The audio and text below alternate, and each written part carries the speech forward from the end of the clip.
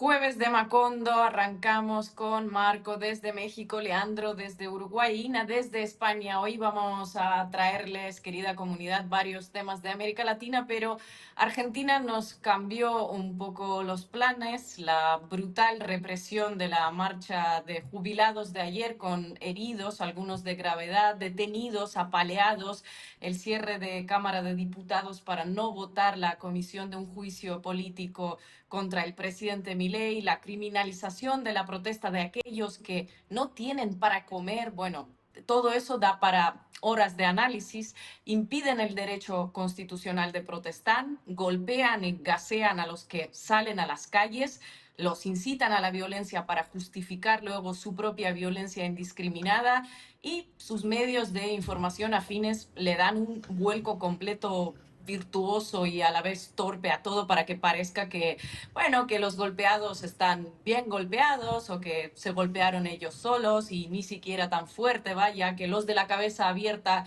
incluso los que se debaten ahora mismo por su vida, pues bien heridos por activistas kirchneristas, con lo cual asumimos que está todo justificado si tienes determinadas ideas que no les gustan y que las detenciones arbitrarias pues se justifican básicamente porque los detenidos son izquierdistas. Una democracia libertaria con tufillo a junta militar y envuelta en escándalos de corrupción sin resolver. Hoy volvemos a hablar de Argentina porque da la sensación que ayer se dio un punto de inflexión en ese país, que se cruzaron todas las líneas rojas. Así que, bueno, váyanse conectando, no se olviden de suscribirse, dejar sus comentarios y si ya lo consideran adecuado, apoyar Caras y Caretas. Vamos a arrancar.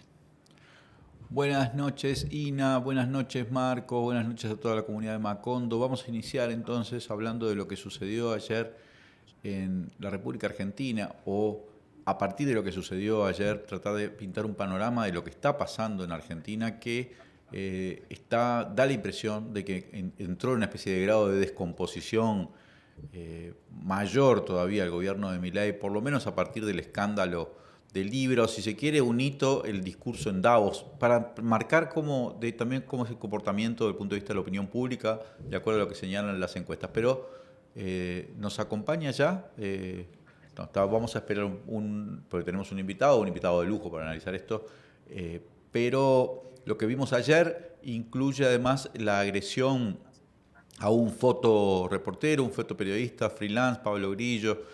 Las imágenes son impresionantes. Él está intentando sacar una foto cuando recibe el golpe de una granada de gas lacrimógeno rasante al suelo, paralelo al suelo, lo que de alguna manera desconoce los protocolos habituales de cuando se utilizan este tipo de armamentos antidisturbios como los gas lacrimógenos que en principio se disparan al aire, o sea, se disparan al cielo justamente para evitar el golpe directo, sobre todo porque es un proyectil que puede matar. De hecho, en Argentina hay antecedentes ya de manifestantes muertos por granadas de estas de gas lacrimógeno. Recuerdo el caso de Carlos Fuentealba, fue también muerto así por el golpe de una granada. Pablo Grillo fue intervenido de urgencia, la granada destrozó su cabeza, la abrió. O sea, las descripciones son las descripciones que hacen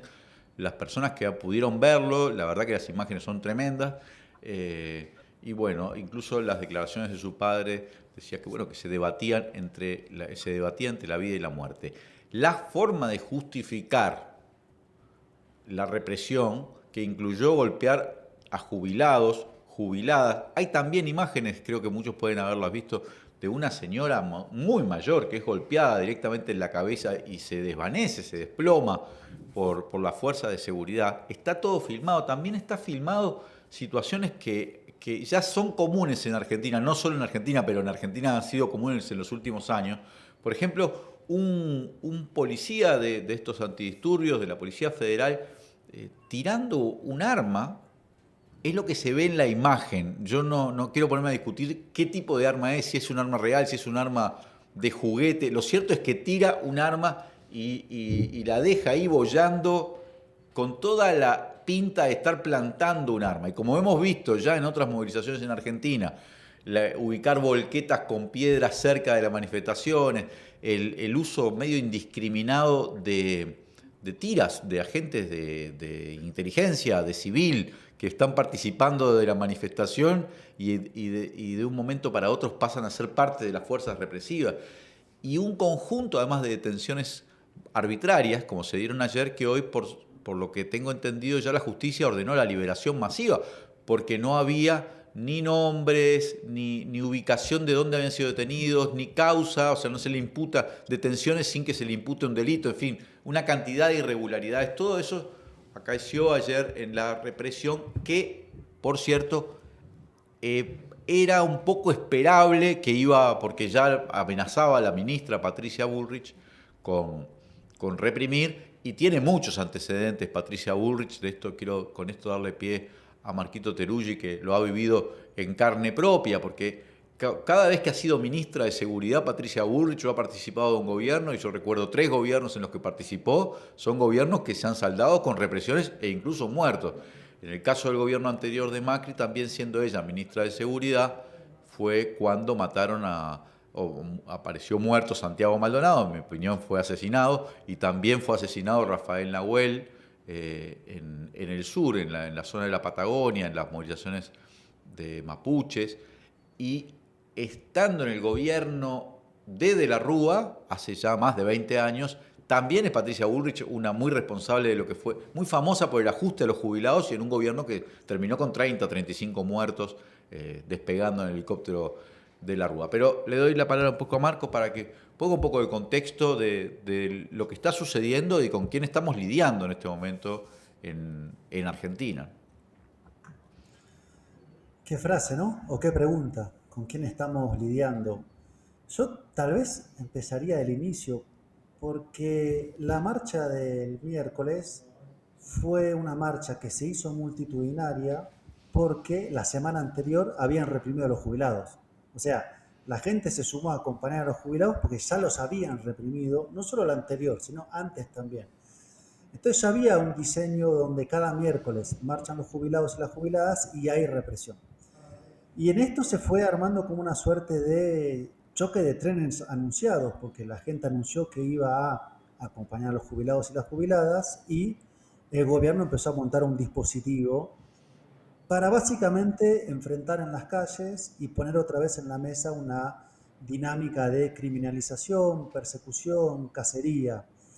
Y construyó sobre eso un marco de interpretación, pero me están avisando producción que está el entrevistado, el invitado en línea, así que si les parece le damos pie porque está con el tiempo acotado. Alejandro Berkovich está acá con nosotros hoy, economista, analista desde la ciudad de Buenos Aires. Alejandro, gracias por estar en Macondo. Primero saber si nos escuchás bien. Ahí me ven bien, ¿qué tal? Buenas tardes, ¿cómo andan? Discúlpenme que los atienda desde el auto, frené para no conducir hablando con ustedes, prestarles 100% de atención, y disculpen también la brevedad, pero me reclaman mis hijos en un ratito. Perfecto, vamos a hacer corto, seguir a lo importante. Ayer publicaste un tweet donde escribiste: hoy cruzaron un límite, a esto ya no le podemos llamar democracia. ¿Podrías explicarnos tu análisis y en qué, si ya no se le puede llamar democracia, estamos ingresando o ya hemos ingresado? Bueno, me parece que la democracia no es solamente votar cada 2 años, que incluye otros derechos como el derecho a manifestarse.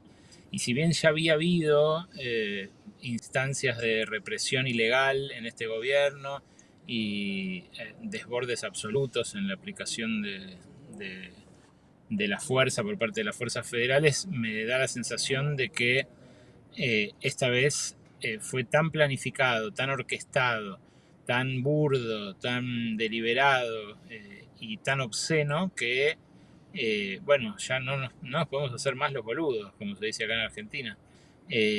Lo que hicieron ayer el gobierno, el Estado en general, porque fue un default de la democracia general, fue los 3 poderes del Estado adentro del Congreso Nacional, el levantamiento de una sesión que tenía quórum para funcionar, que no le convenía al gobierno mantener operativa y que por eso levantaron ilegalmente en medio de un escándalo, diputados agarrándose a piñas, diputadas tirándose vasos de agua encima, afuera el Ejecutivo desplegando esta represión feroz, brutal, que le dejó a un compañero, reportero gráfico, en coma inducido, peleando por su vida, con pérdida de masa encefálica, brutal lo que le hicieron. Y además del Ejecutivo encabezando esa represión, del Legislativo haciendo el atropello que hizo ayer, los jueces que se hicieron los otarios durante todo el día, a pesar de que les presentaron un montón de habeas corpus, recursos de distintas organizaciones de derechos humanos, de fuerzas políticas que reclamaban contra el protocolo antipiquetes de Patricia Bullrich y que ignoraron olímpicamente. Es más, sacaron resoluciones rechazando esos habeas corpus que hasta en la dictadura tomaban los jueces cuando algún militante los interponía. La verdad que me pareció que en ese sentido se cruzó un límite. Por supuesto que apuesto a que los anticuerpos que tiene la sociedad no nos hagan hundirnos en esta espiral de autoritarismo, pero el discurso que vimos hoy que desplegó el gobierno no es auspicioso en ese sentido. Berco, ayer estaba mirando a la noche, luego de toda la represión, había manifestaciones como espontáneas por la ciudad de Buenos Aires en ese momento, y estaba mirándolos a ustedes en C5N, estabas el Gato Silvestre, vos y otros compañeros, y había una cierta discusión sobre cuál es el apoyo social que pueda tener este tipo de acciones represivas, porque impresiona como que Bullrich o Milei llevan adelante esto porque consideran que hay un cierto nicho que respalda cualquier cosa, si se le atribuye kirchnerismo o peronismo, en fin. Y lo vi como al Gato Silvestre diciendo, yo conozco hace 40 años que hago esto y miro y veo que igual hay cierto respaldo social mayoritario. ¿Te parece que el gobierno ingresó en un momento de cierta descomposición de ese apoyo a partir de Libra o del discurso en Davos o a partir incluso de lo que sucedió ayer, o todavía está firme en esa base social? ¿Cómo interpretas esto? No, creo que el núcleo duro sigue bancando, que no le hace mucha mella esta clase de represión.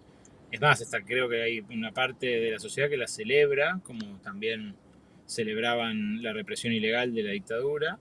Pero me parece que es una porción menguante. Creo que justamente el escándalo de la criptomoneda, la batalla cultural esta que desplegaron, donde además empieza también a reverberar cierto nacionalismo eh, eh, sano que tiene la Argentina, que no nos gusta ver al presidente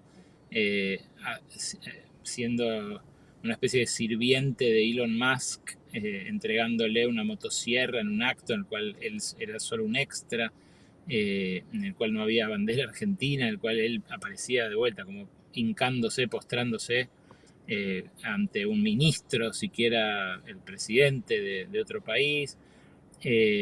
Por supuesto que atado esto, todo esto atado a las continuas penurias que impone el programa económico, ¿no? Ayer lo que se veía era mucho malestar, no solamente de jubilados, de otras víctimas del ajuste, de los recortes, que estaban con mucha bronca en frente de los policías que reprimían, y a los propios policías, una vergüenza como siempre, pero también sometidos a la misma motosierra. La verdad que yo creo que se deterioró la base social de la ultraderecha. Creo que es algo que van a intentar revertir hacia las elecciones, pero les está costando porque parecen haber perdido el control de la conversación, aún sin que haya una oposición que despunte. La partida sigue siendo casi un solitario, pero aún así, ayer se volvió a escuchar el que se vayan todos en las calles, y se volvió a escuchar también a gente que perdió el miedo, que no que como en 2001 salía más enfervorizado cuando veía que estaban reprimiendo, no es que dejaban de ir. Esto es algo que el gobierno debería tomar como un dato, y creo que en parte lo hace porque por eso despliega la represión que despliega, ¿no? Apuesta a que el miedo le gane a ese ánimo contestatario que siempre tuvo la Argentina, siempre esa cosa eh, revoltosa, contenciosa, existió, sin darle ningún carácter excepcional, ¿no? a nuestro pueblo, pero sí creo que está muy teñido por eso y está buenísimo eso. Eh, Al mismo tiempo que creo que una muy mala praxis económica del peronismo lo sigue blindando a Milei en la idea de que por lo menos ahora cada vez que voy al supermercado las cosas valen lo mismo, ¿no? No, por ahí no tengo trabajo, no me alcanza la jubilación, no me alcanza la plata, no me alcanza el sueldo, pero era enloquecedor lo que se vivía con Massa y con Cristina, que también ahora sale por Twitter a marcarle cosas a Milei, incluso en un tono que hay que advertir, también se inscribe en este discurso bélico o de mayúscula, altisonante por lo menos, eh, sin que eso se traduzca en una alternativa política. O sea, francamente creo que la oposición hace todo para que Milei, desde la oposición entreguista que le da los votos, hasta la oposición peronista que bueno, hizo tan mal gobierno y sigue trenzada en discusiones internas, bueno, creo que aún así Milei está, del mal gobierno que está haciendo, perdiendo parte de ese apoyo. Alejandro, una última pregunta. Sabemos que estás corto de tiempo. Aprovechando que estás, te voy a preguntar sobre el Fondo Monetario Internacional, porque decía Milei que la deuda que con el fondo va a ser todavía más alta, que la va a contraer sin pasar por el Congreso, por decreto, así como ya parece que están acostumbrados a hacer. ¿Qué consecuencias va a tener eso a mediano, a un largo plazo? Porque están diciendo ahí como unas cosas totalmente fantásticas, que eso no aumentará la deuda, unas cosas un poco extrañas. ¿Qué consecuencias, qué implicaciones va a tener en el país y qué consecuencias, qué respuesta habrá en la calle? Porque por lo que hemos visto ayer parece que efectivamente ya no tiene tanto margen para que la gente siga aguantando esto.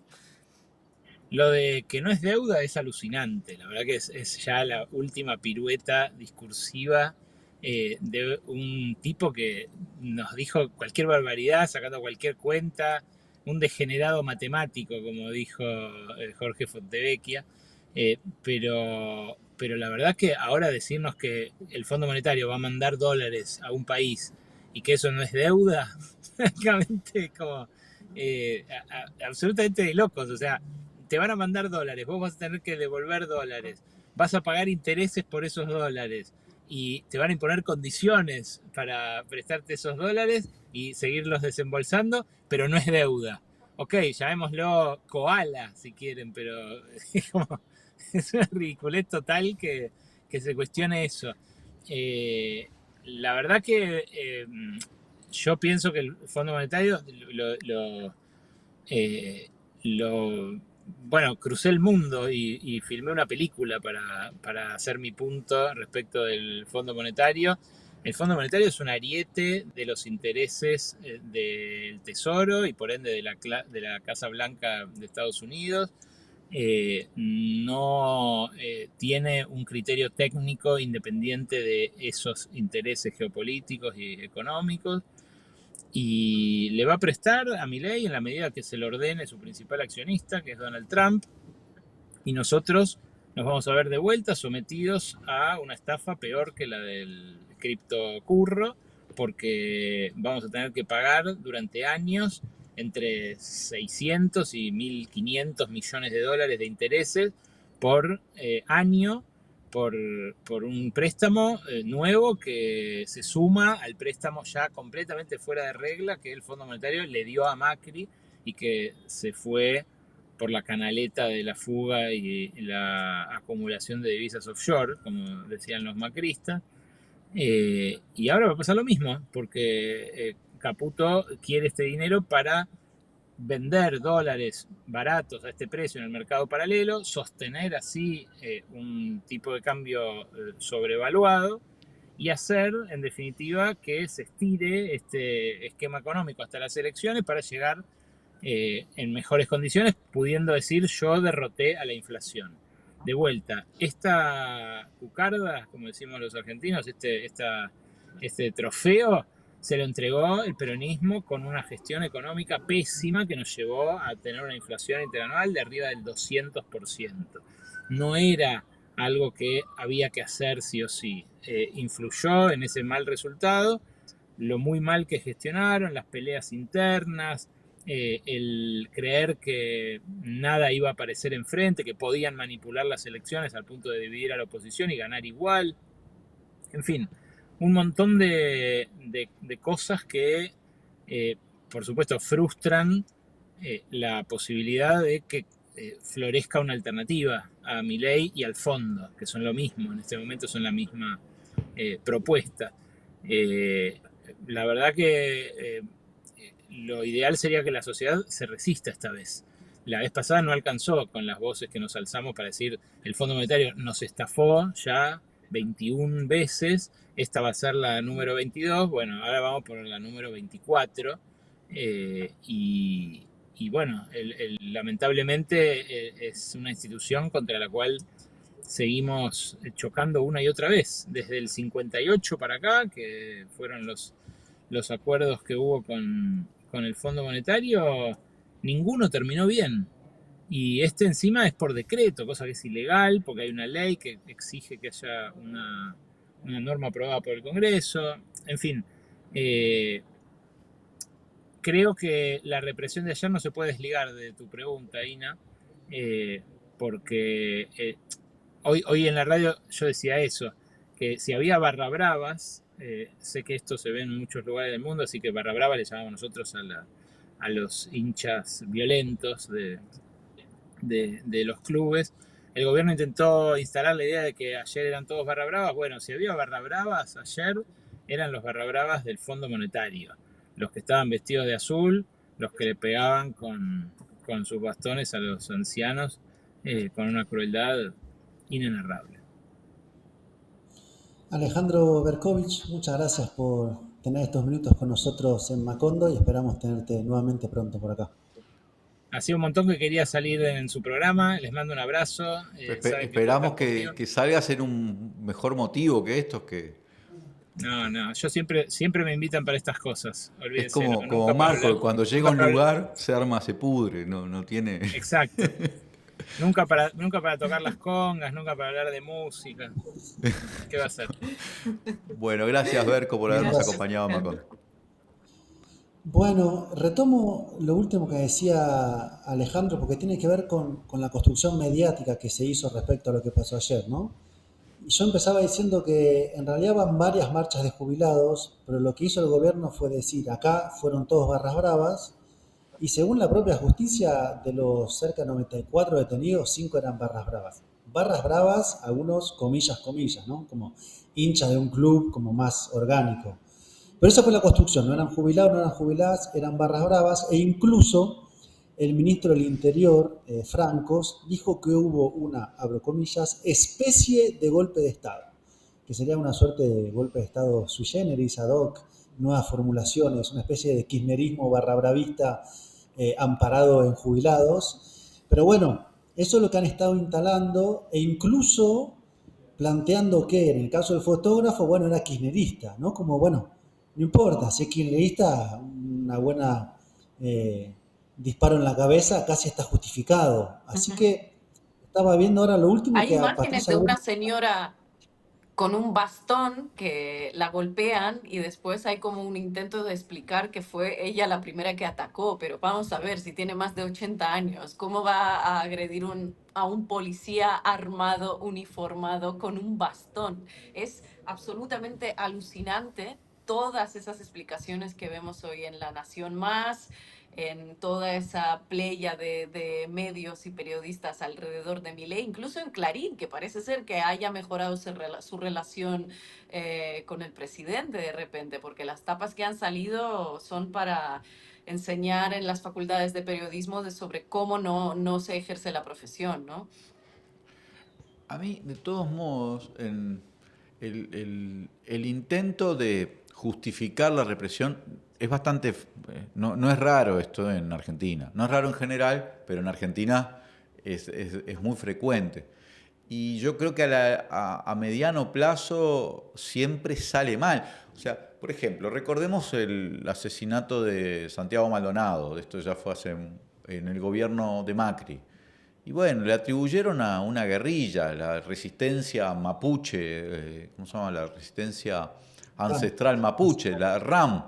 Y estuvieron durante un tiempo hablando, además de tratar después de decir que la persona que apareció ahogada en una superficie, o sea, en una profundidad de agua muy baja, se había ahogado solo, desconociendo incluso lo que decían los propios testigos, que intentaron instalar eso, pero ¿cuál fue el efecto? Y bueno, una cosa es en las redes sociales, ahí donde hay trolls. En la sociedad como que a esta altura es muy difícil discutir que a Santiago Maldonado o a Rafael Nahuel, en general esas represiones tienen un costo que hay que, cuando se da vuelta, de algún modo cuando se da vuelta el humor social en relación con un gobierno, te las cobran todas juntas. Entonces, para mí esto siempre termina mal en Argentina, ¿no?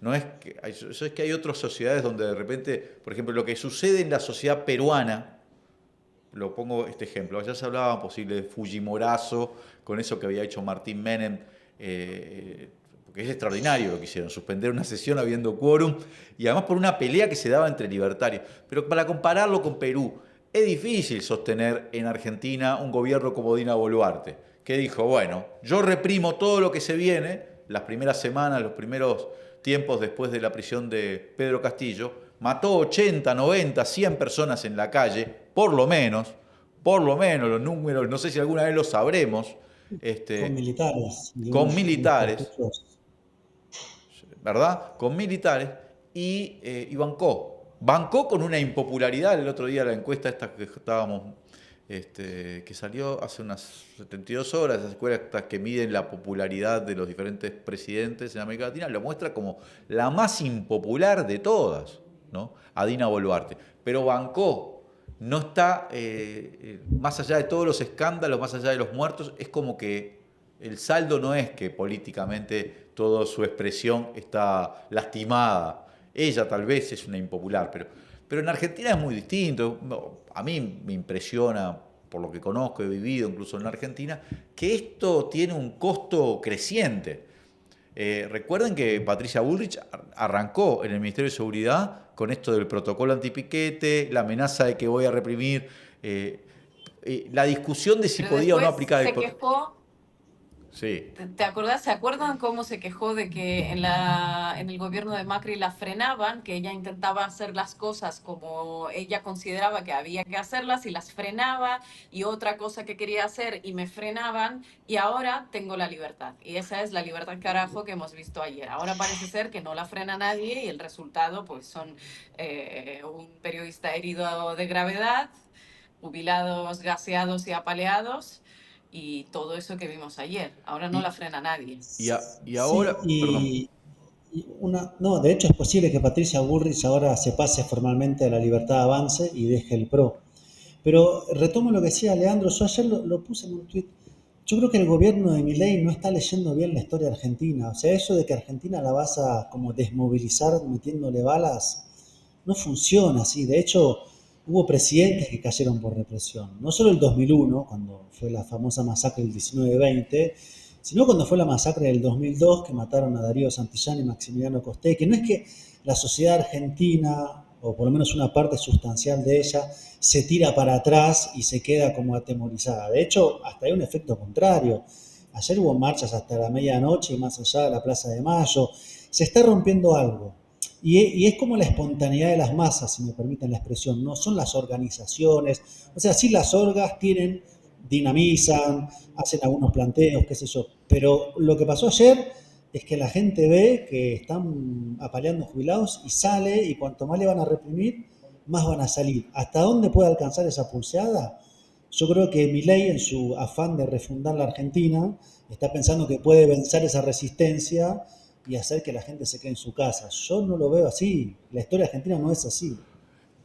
Lo que sí es, me parece que hay que hacer notar, lo señalaba también Berco, y es muy llamativo, hemos visto en los últimos meses la movilización, ponele que la movilización de ayer hubiese sido efectivamente de grupos de jubilados y de hinchas, así como la quieren presentar como si fuera como de fanáticos. En los últimos meses hemos tenido manifestaciones gigantescas, por ejemplo, la que sucede después de Davos, ¿sí? La respuesta a esa guerra cultural. Es imposible dimensionar cuántas personas participaron en todo el país. Se habló de cientos de miles, de millones incluso de personas. Como también el año pasado cuando fue el tema de las universidades. Son movilizaciones enormes, enormes, que o sea, no se puede decir que no existe ese sujeto movilizable, y en términos muy multitudinarios. Estamos hablando de las movilizaciones más importantes que se están dando en América Latina incluso, en términos de calle, esas que he mencionado. Lo que sí es llamativo, y en esto quería citar a Berco, es que no parece haber un resumen organizacional. La CGT ayer se bajó de la convocatoria antes de la actividad de los jubilados, y ahora dice que va a analizar la semana que viene recién cómo rechaza esta represión. El peronismo está bien, pero ayer bueno fue todo este escándalo de diputados, pero no parece estar liderando. Y eso sí, movilización espontánea, masiva, todo, sin organizaciones, sin planteos, digamos, una especie de resumen político, y de repente sí, Milei a pura fuerza la puede ir manejando, porque la política importa. Seguramente salga la Unión de Trabajadores de la Economía Popular, que son los movimientos sociales, ¿no? Pero es cierto que no Grabois. hay conducción. Grabois, en la UTEP está Levita, está la corriente clasista combativa, pero no hay hoy conducción que pueda como conducir, valga la redundancia, a esto. En todo caso acompaña. Ayer Grabois estaba en la calle con los detenidos, y de hecho el gobierno está chocando contra la justicia o la jueza que ordenó liberar a los detenidos. O sea, están yendo a por todo, y creo que estamos en un momento clave de la pulseada. Ahora, termino con esto porque ya nos quedamos sin tiempo y voy a lo que decía Ina. Este es un sistema económico que se sostiene fundiendo dólares para que se sostenga el dólar a 1.200 pesos y 1% mensual. La última fundición de dólares que van a tener es la del Fondo Monetario Internacional. Después de quemar esos dólares, yo no sé qué sigue. Porque si esto lo vas a sostener a punta de represión, pero sin poder aguantar la economía, para mí el castillo empieza a desmontarse,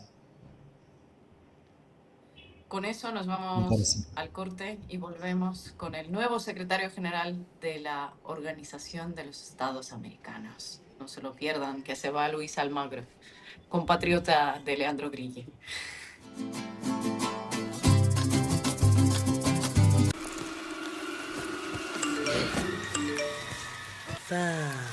A mamá se le complicó para darnos la llave mañana.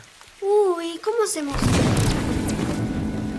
Lo que parecía simple, hoy es un misterio sin resolver.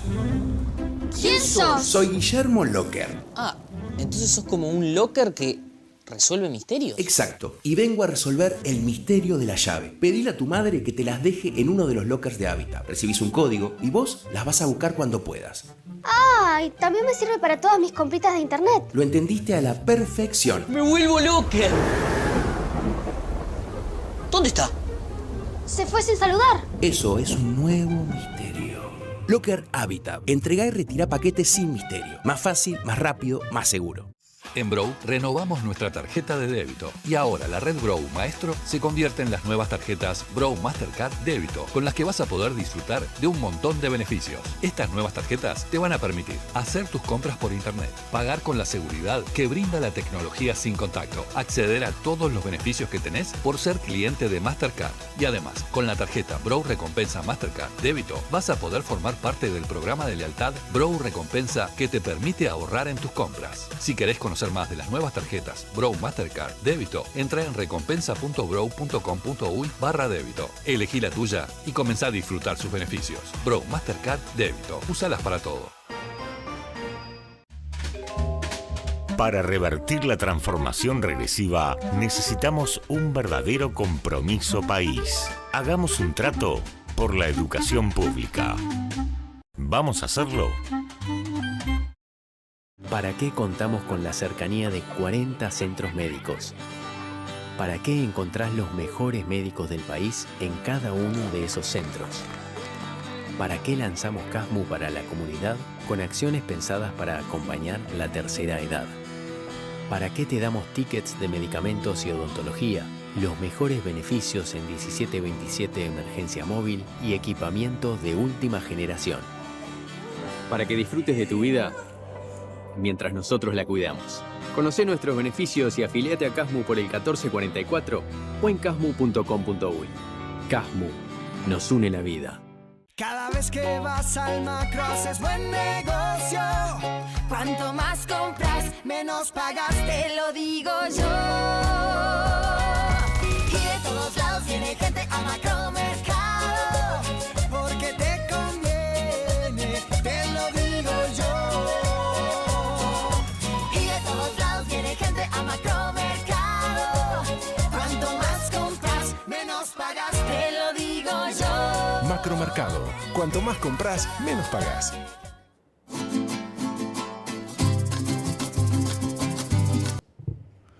Volvemos con Macondo, gracias a todos y todas los que nos están acompañando. Ocurre ahora, luego de 10 años de la Secretaría General de la OEA a cargo de Luis Almagro, ex canciller de Uruguay, ex de muchas cosas, pero bueno, ahora también ex secretario general de la OEA, porque finalmente será sustituido por el canciller de Surinam, que es Albert Ramdin, ¿sí? Del Partido Social Progresista de Surinam. Era el canciller, ya había sido subsecretario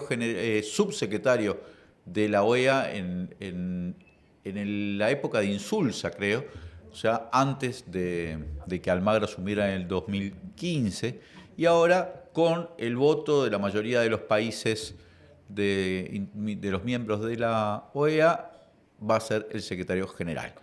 Digamos, habíamos tenido una conversación con respecto a esto hace unos días con Ina y con Marquito acá mismo en Macondo, que llegó a haber una especie de competencia entre un ex canciller paraguayo y el canciller surinamés Albert Ramdin. Pero esa competencia se desequilibró totalmente después del 1 de marzo, cuando fue la asunción de Yamandu Orsi, porque en esos encuentros que hubo bilaterales, reuniones, e incluso en esa cena que ofreció Lula a Boric, a Gustavo Petro, a Yamandu Orsi, le hicieron la cama al ex canciller paraguayo, lo que generó que en la realidad el gobierno paraguayo se enojara mucho, pero finalmente bajara esa candidatura, porque todos salieron a hacer una declaración conjunta diciendo vamos a apoyar a Albert Ramdin. Yo les conté en ese momento que en la prensa uruguaya, siempre muy condicionada por temas que le importan a la prensa uruguaya, no necesariamente sean los temas más importantes del mundo, consideraban que el tema central que distinguía a Ramdin del ex canciller paraguayo, creo que de apellido Ramírez, era cómo abordar el caso Venezuela. Y para la prensa uruguaya, el canciller surinamés tenía una mirada más indulgente, más negociadora, más dialoguista, y el ex canciller paraguayo una mirada mucho más punitiva, más cercana a la de Almagro. De todas maneras, en ese momento Marco me dijo, bueno, más o menos, porque siendo canciller de Surinam, acaba de posicionarse con respecto a este tema entre Venezuela y Guyana por el barco en el Esequibo. Bueno, pero eso es como debaten acá en el Uruguay, la prensa uruguaya, donde puede pasar cualquier cosa en el mundo. O sea, Milei ayer puede arrasar a los jubilados, igual el tema es Venezuela, no se les ocurre pensar que hay otro tema del cual que pueda tener importancia en la política internacional. Bueno, tenemos que analizar entonces qué pasa con esta nueva secretaría, y nos acompaña el ex representante de Argentina en la OEA, Carlos Raimundi, que bueno, hasta escribió un libro sobre la OEA con el título de la canción de Carlos Puebla, ¿no? ¿Verdad? ¿Cómo no me voy a reír de la OEA si es una cosa tan fea? No me acuerdo cómo era el título, pero estuve en la presentación de su libro hace muy poco acá en Montevideo. Bienvenido, Carlos. Gracias por acompañarnos. Al contrario, yo les agradezco muchísimo. Es un honor poder conversar con ustedes. Carlos, primero hagamos a ver si nos podés hacer una especie de síntesis de cuál es el legado de esta Secretaría General de Luis Almagro. Para vos, que además lo tuviste que sufrir como en vivo y en directo durante un tiempo.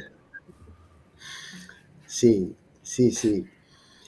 Bueno, mira, primero que nada, yo te digo que, lo digo humildemente, pero también terminantemente, yo nunca creí, no creo en la OEA. Por una razón muy sencilla, porque de los 32 países que están activos en este momento en la OEA, porque de los 35 estados, Cuba, Venezuela y Nicaragua no forman parte activa de la OEA, hay 2 que están en la OTAN, que son G7, que son Estados Unidos y Canadá. Entonces me resulta muy difícil creer que se puede construir una lógica común de intereses, porque en prácticamente todos los temas más candentes, digamos, podríamos poner, no sé, el derecho de las minorías, ciertas derechos de género, esas cosas, esa agenda sí la compartimos.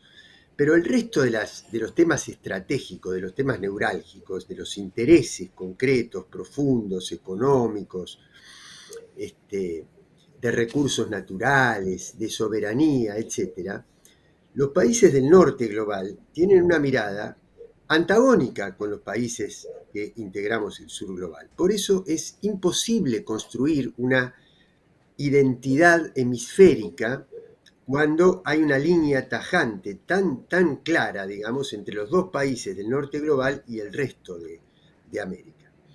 Dicho esto, la OEA ha atravesado periodos, ninguno luminoso, pero algunos más opacos que otros.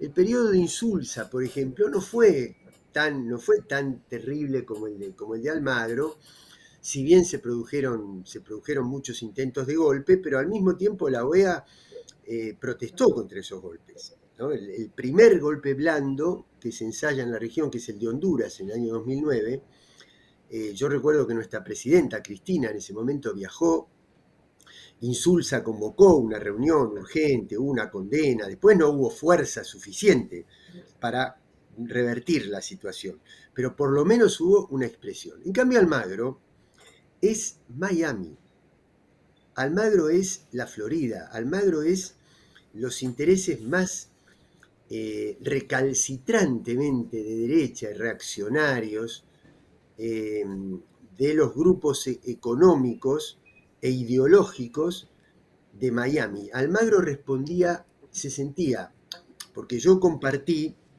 por el momento de mi mandato, compartí el último año de la presidencia de Trump y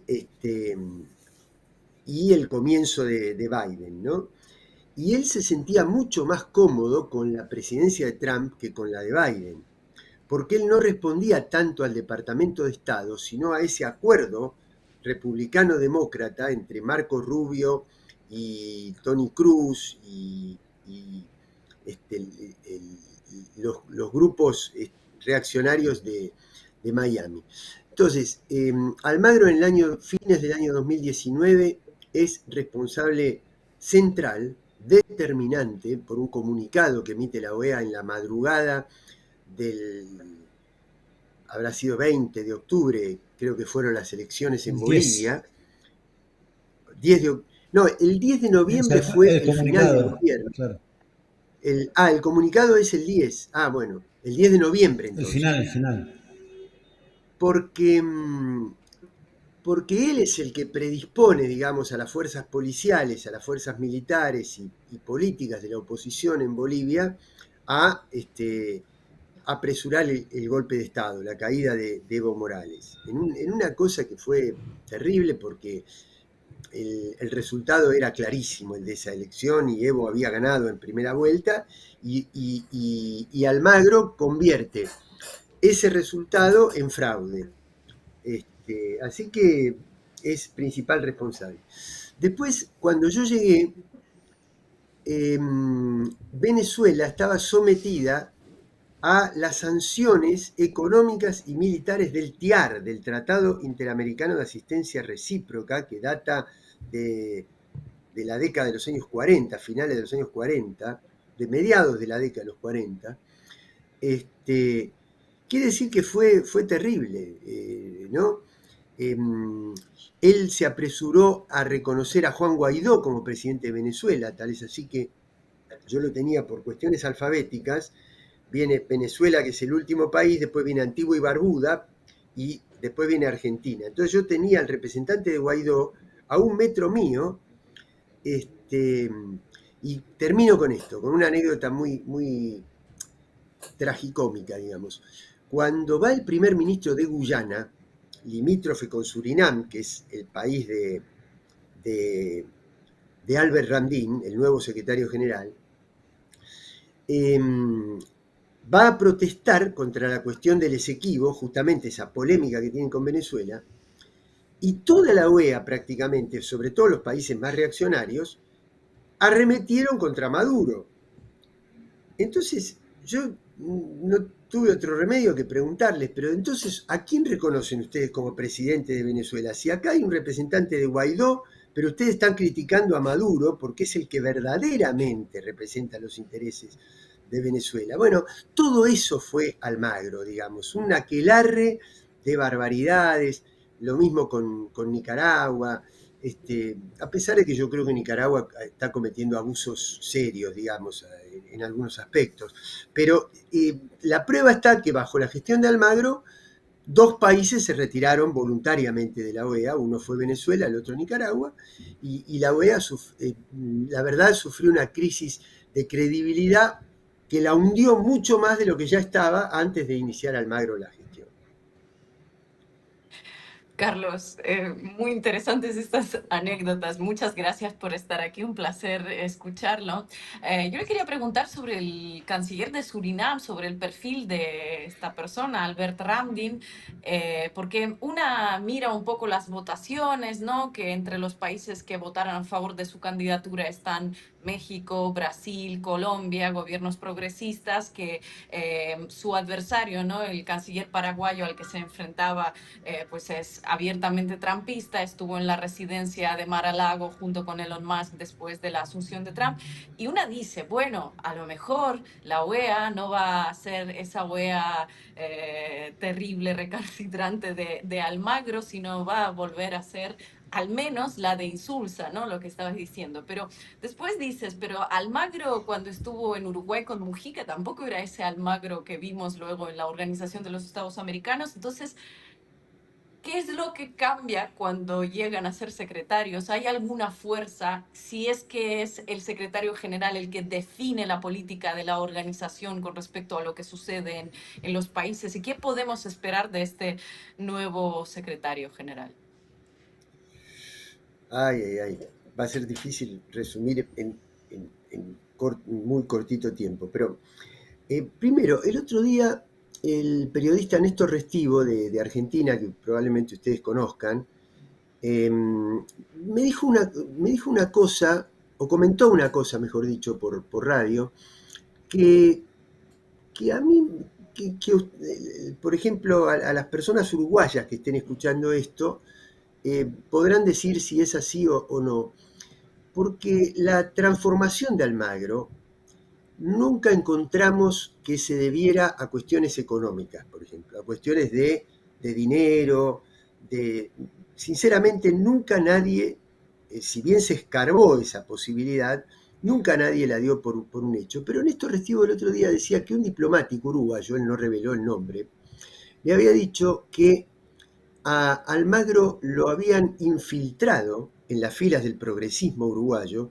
para convertirlo en canciller y a partir de allí proyectarlo en una figura para toda América Latina, que después, una vez ocupado el cargo en la OEA, sacara a relucir lo que era verdaderamente su ideología. Es algo que yo lo dejo como una hipótesis, no tengo elementos para corroborar. Ahora, ¿por qué el apoyo al canciller de Surinam?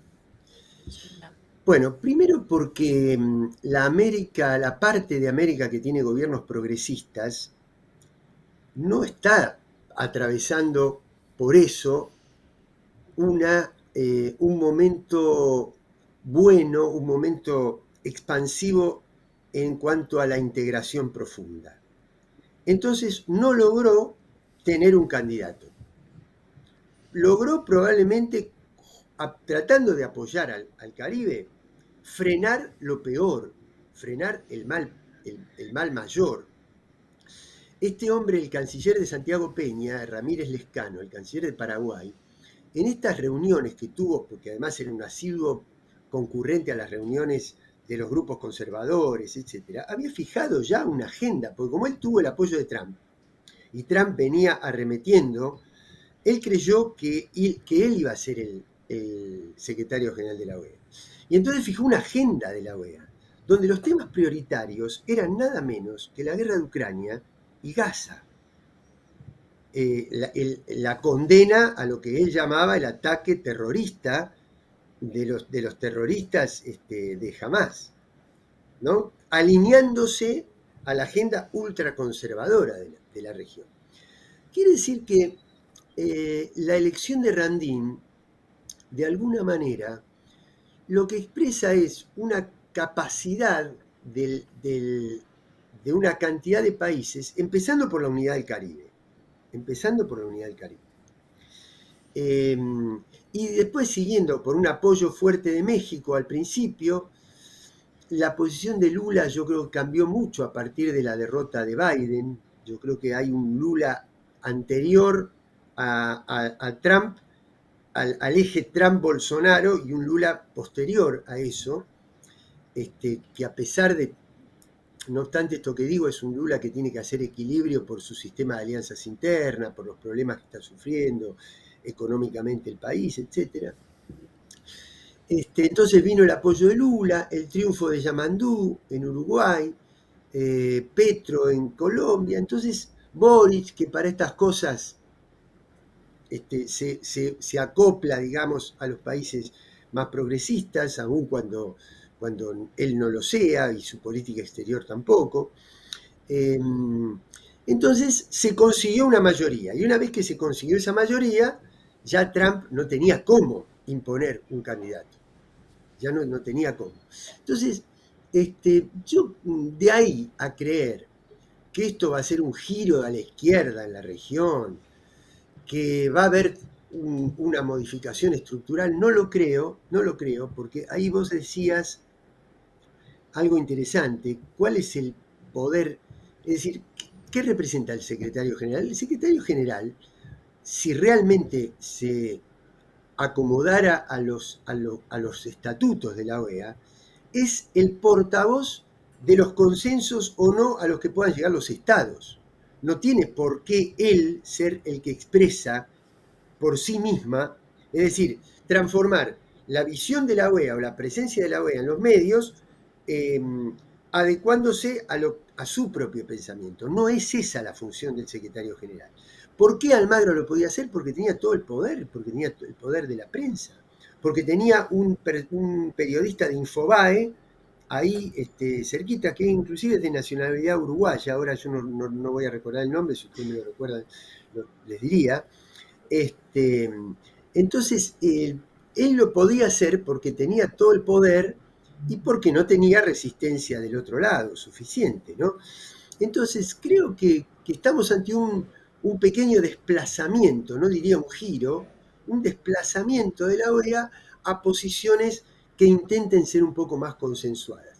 Si esto va a ser así o no va a depender mucho de la capacidad de influencia económica y presupuestaria que los Estados Unidos puedan ejercer sobre la OEA en general, sobre sus estructuras, sobre su burocracia y también sobre los países del Caribe, porque muchas veces lo económico incide en las votaciones y en las posiciones. Yo recuerdo, termino con esto, pandemia, 2 años de inactividad económica, de freno al turismo, que es la principal fuente de recursos de los países del Caribe, sobre todo de las Antillas, etc. No tuvieron turismo, no tuvieron vacunas y tuvieron los desastres naturales más fuertes de los últimos 100 años, que no se tenía registro de los desastres naturales. Entonces, ¿quién tenía capacidad financiera? Si hubiera estado el comandante Chávez y Petrocaribe, hubiera incidido más sobre la economía de esos países. Al no estarlo, Argentina endeudada, el resto de los países en transición, los Estados Unidos ejercieron sobre el Caribe una incidencia muy fuerte que luego repercutió en sus propias votaciones. Así que está por verse si esa unidad del Caribe es indestructible, si los Estados Unidos no tienen capacidad para interceder. No lo sabemos. Lo único que puedo decir es que era preferible este candidato, tanto comparado con Almagro, como si hubiera sido el canciller de Paraguay. Pero no quisiera adelantarme o generar mucho más expectativa que eso. Carlos, escuchándote, recuerdo un texto del Che Guevara sobre sus escritos económicos después de que triunfa la revolución, y él tomaba esa famosa expresión de que no se le pueden pedir peras al olmo, y él decía, tenemos que lograr que los olmos den peras, pero también tenemos que sembrar perales, ¿no? Bueno, presuponiendo que la OEA es un olmo, que difícilmente dé peras, la pregunta es, ¿en qué andará la siembra de perales? O sea, otros mecanismos de integración latinoamericana. ¿Podrías darnos un poco tu perspectiva de cómo está ese proceso que siempre parece que arranca pero no pasa a primera? Mirá, Marco, yo no tengo, digamos, a raíz de mi experiencia, ¿no? En el Mercosur, en el Parlasur, después en OEA y siempre vinculado a estos temas, no tengo una visión romántica de los organismos alternativos. Te digo por qué. Porque a comparación de la OEA tiene una estructura, un presupuesto de muchos millones de dólares, oficinas en cada una de las ciudades capitales, el sistema interamericano de derechos humanos, el contacto con el Banco Interamericano, es decir, ha creado una estructura burocrática institucional a lo largo de casi 80 años que tiene de antigüedad, 70 y tantos. Entonces, es muy difícil que un organismo como la CELAC, por ejemplo, porque, volviendo al principio de mi intervención, la CELAC, ¿qué es? Todos los países de América, salvo los 2 que están en la OTAN. Entonces uno podría decir, bueno, por ahí es el camino. Pero resulta que este mecanismo no tiene estructura institucional, no tiene un presupuesto asignado y decidió, a mi juicio equivocadamente, que las decisiones se tienen que tomar por unanimidad. Por lo tanto, si vos tenés una presencia fuerte de gobiernos de derecha en la región, por más que la presidenta de la CELAC sea Xiomara y que ella quiera fijar una agenda, es vaciada esa agenda y en la propia unidad del organismo por los gobiernos que lo sabotean. Y con la UNASUR pasa más o menos lo mismo. Por lo tanto, yo diría que más que crear instituciones, es decir, los perales crecen de las semillas. Entonces, un organismo multilateral no es otra cosa que la política que le impongan los estados nacionales que lo integran. Entonces, yo lo que creo es que lo fundamental es construir hegemonía de gobiernos populares y nacionales y soberanos en la región, y a partir de allí sí vamos a tener organismos multilaterales más fuertes y con un perfil diferente. Pero te voy a poner un ejemplo. estaba Alberto Fernández de presidente, que no era Milei, no era Cristina, pero tampoco era Milei. Estaba López Obrador en México y estaba ya Lula en Brasil, cuando se tiene que definir el reemplazo de Claver Carón en el BID, o el secretario o el director general de la Organización Panamericana de la Salud. Si realmente estos tres gobiernos, entre comillas, progresistas de la región, hubieran tenido una política profundamente integrada, ya ni te estoy hablando de CELAC ni de UNASUR, tres gobiernos progresistas, muy representativos. Uno hubiera dicho, pongo mi candidato y nos representa a todos, el otro pone su candidato y nos representa, y sin embargo, hubo un candidato de México, uno de la Argentina y uno de Brasil para el BID, y luego hubo uno de México y uno de Brasil para la Organización de la Salud. Quiere decir que, por eso te digo, que una cosa que es muy bonito escuchar hablar de la CELAC, y es muy importante la iniciativa, pero después, si hay pies de barro, si hay pies de arena, no alcanza. Entonces creo que hay que construir un sentido mucho más profundo de la integración que se tiene que empezar a expresar por estas cosas y que luego se va a expresar en organismos multilaterales. Carlos Raimundi, ex embajador de Argentina en la OEA, muchísimas gracias. Ha sido un placer escucharlo. Esperamos volverlo a ver en este programa en otra ocasión. Bueno, al contrario, para mí ya les digo, les repito que es un honor porque yo los escucho y tengo los archivos del programa y me guío mucho también por la línea que ustedes expresan en el programa y en distintas otras redes en las cuales también los escucho. Muchísimas gracias. Muchas gracias, Carlos. Para nosotros. Muchas gracias. Yo solamente Bueno, una acotación. y con esto, sí. ¿Me permiten la acotación? No, porque lo de los olmos y las Por peras y supuesto. los perales en realidad... Tenemos un minuto. Si yo quiero hablar de los olmos y las peras y los perales. Y los perales. Lo plantea el Che sobre la transición económica.